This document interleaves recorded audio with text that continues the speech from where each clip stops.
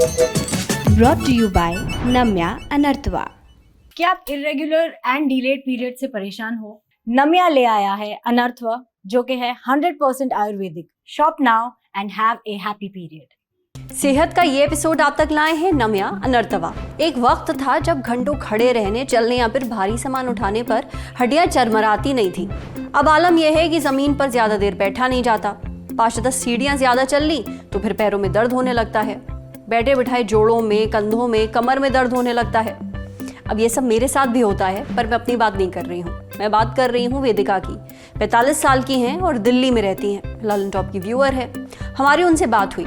वेदिका अपनी हड्डियों के दर्द से बहुत परेशान है। उन्होंने डॉक्टर को भी दिखाया। पता चला कि उनकी बोन डेंसिटी बहुत कम हो गई है। हड्डियां कमजोर हो गई हैं। वेदिका ने बताया कि उनके डॉक्टर का कहना है कि उनकी हड्डियां पहले जैसी मजबूत अब कभी भी नहीं हो पाएंगी, पर हाँ, कुछ सप्लीमेंट, डाइट और दवाइयों की मदद से थोड़ा आराम जरूर मिल पाएगा। एक उम्र के बाद हड्डियां कमजोर हो जाती हैं, ये तो हम सबको पता है, पर औरतों में ऐसा थोड़ा जल्दी होता है और ज्यादा होता है। इस हफ्ते हम बात कर रहे हैं औरतों की हेल्थ प्रॉब्लम्स के बारे में। 40 साल की उम्र आते आते कम बोन डेंसिटी और कमजोर हड्डियां सिर्फ वेदिका की ही नहीं, लगभग सभी औरतों की समस्या है। ऐसे में जानते हैं कि इससे कैसे बच सकते हैं, पर उससे पहले ये समझ लीजिए बोन डेंसिटी होती क्या है। बोन डेंसिटी हमारे जो शरीर में हड्डियां हैं उनके 2 तत्व होते हैं, ट्रेबिकुले और मिनरल्स। तो इनका जो कंबाइंड इफेक्ट होता है उससे हमारे बोन की स्ट्रेंथ नापी जाती है कुछ मशीनों से। तो उसको ट्रेबिकुले और मिनरल की जो डेंसिटी होती है उनका जो कंबाइंड असर को जब एक स्कैन से नापा जाता है तो उसको स्कोर किया जाता है, जिसको हम साधारण भाषा में बोन डेंसिटी कहते हैं। बोन डेंसिटी सभी लोगों में उम्र के साथ कम होती है, परंतु खास तौर पे महिलाओं में 40-45 साल की उम्र के बाद ये तेजी से कम हो सकती है। हालांकि पुरुषों में ये 60-65 साल की उम्र के बाद धीरे धीरे कम होने लगती है। कारण यह है कि महिलाओं में एक हार्मोन होता है जिसका नाम है ईस्ट्रोजन, जो कि हमारी बोन्स में, हमारी हड्डियों में कैल्शियम और विटामिन डी जो मिनरल्स हैं इनके डिपोजिशन के लिए जिम्मेदार है।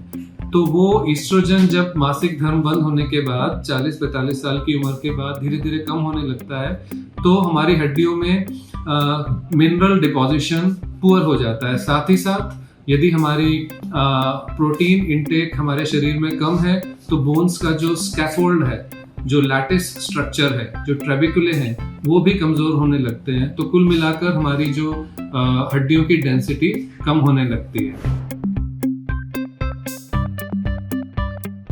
मीनोपॉज सबसे बड़ा रिस्क फैक्टर है। इसके अलावा और भी रिस्क फैक्टर्स हैं, जैसे कि यदि हमारा लाइफस्टाइल बहुत सेडेंटरी है, हम ज्यादा चलते फिरते नहीं है,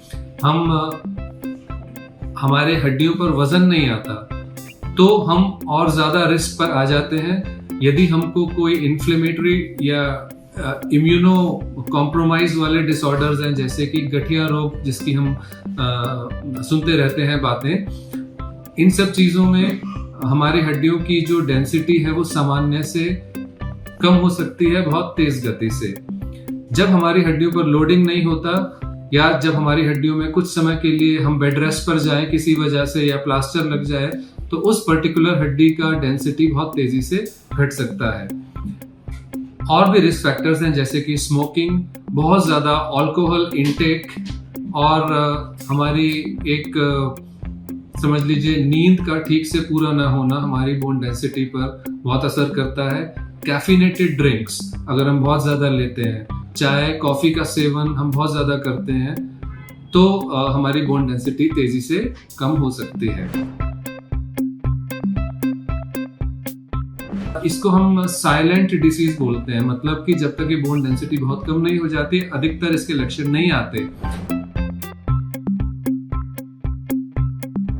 शरीर के विभिन्न भागों में एक मीठा मीठा दर्द या दुखन सी महसूस होने लगती है। हमारी कमर में, हमारे टांगों में, हमारी बाजुओं में, हमारे कंधों में, और हमें थकावट के लक्षण बढ़ने लगते हैं। हम सुबह से शाम तक ड्रेन्ड आउट महसूस करने लगते हैं, हमारी मांसपेशियां थोड़ी शिथिल होने लगती हैं, उनमें स्फूर्ति की कमी नजर आती है। ये शुरुआती लक्षण होते हैं। समय बीतने के साथ हमारी कमर में आगे की ओर झुकाव आ सकता है। ऐसा सीवियर ऑस्टियोपोरोसिस में होता है क्योंकि जो हमारी रीढ़ की हड्डियां हैं वो आगे की ओर शरीर के वजन के तले ही थोड़ी थोड़ी कोलैप्स होने लगती हैं। शरीर का पोस्चर चेंज हो जाता है और हमारी हाइट कम होने लगती है। और जो सीवियर ऑस्टियोपोरोसिस जब होता है तो बोन फ्रेजिलिटी बढ़ जाती है, यानी कि थोड़ी चोट में भी हमारी हड्डियां टूटने का रिस्क बढ़ जाता है। इसको बोलते हैं फ्रेजिलिटी फ्रैक्चर्स। इसीलिए बहुत जब लोग थोड़ा सा भी चोट लगने पर या थोड़ा सा फिसल के गिर जाने पर उनको हिप फ्रैक्चर्स या स्पाइन के फ्रैक्चर्स होना बहुत कॉमन है। से बेहतर इसका प्रिवेंशन होता है क्योंकि इसकी शुरुआत 30-35 साल की उम्र में ही होने लगती है। हमारे जो शरीर में चाहे महिलाएं हो चाहे पुरुष हो, 30 से 35 साल की जो उम्र है उस समय हमारी बोन डेंसिटी अपने चरम सीमा पर होती है। उसके बाद चाहे हम जो करें उसको नीचे ही आना है। बस नीचे आने की दर एक व्यक्ति और दूसरे व्यक्ति में अंतर हो सकता है। तो हमको ये जो उपाय प्रिवेंशन के करने हैं बचपन से करने हैं। हमको अपना डाइटरी पैटर्न में milk products, protein intake, calcium intake अच्छा रखना है।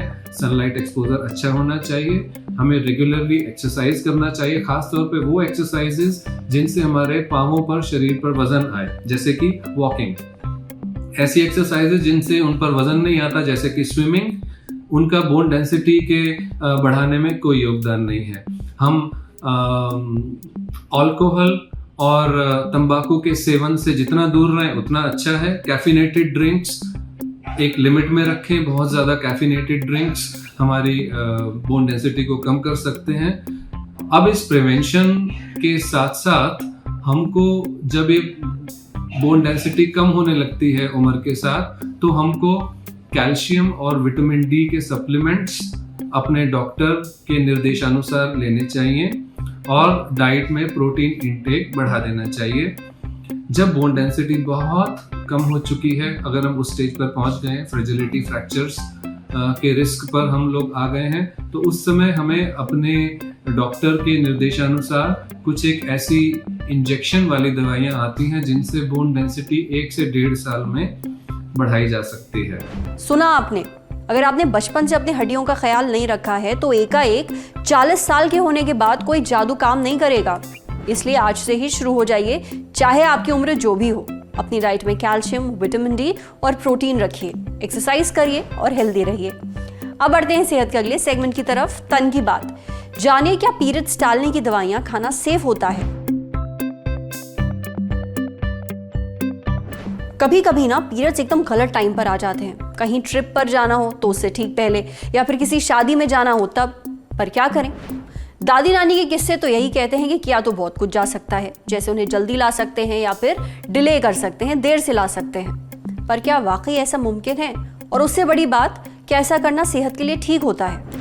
देखिए, डॉक्टर्स का कहना है कि कुछ हार्मोनल दवाइयाँ ज़रूर आती हैं, ये पीरियड्स जल्दी होने में मदद करती हैं, डिले करने में भी मदद करती हैं, पर ये बहुत सोच समझकर ही खानी चाहिए, वो भी डॉक्टर से पूछकर। अब अगर किसी को PCOS है यानी कि पॉलीसिस्टिक ओवरी सिंड्रोम है, तो ऐसे में डॉक्टर पीरियड्स होने में मदद करने वाली दवाइयाँ ज़रूर देते हैं, यानी इन दवाइयों को लेने से आपके पीरियड्स थोड़े जल्दी हो जाएंगे। अब इस केस में पेशेंट को हार्मोनल दवाइयाँ दी जाती हैं, क्योंकि अगर लंबे समय तक पीरियड्स नहीं होते हैं तो गर्भाशय में खून की परत मोटी होती जाती है और ये नुकसानदेह है। एक बात और, अगर आप बर्थ कंट्रोल पिल्स खाती हैं और एकदम से बीच में छोड़ देती हैं, तब भी आपके पीरियड्स जल्दी हो जाते हैं।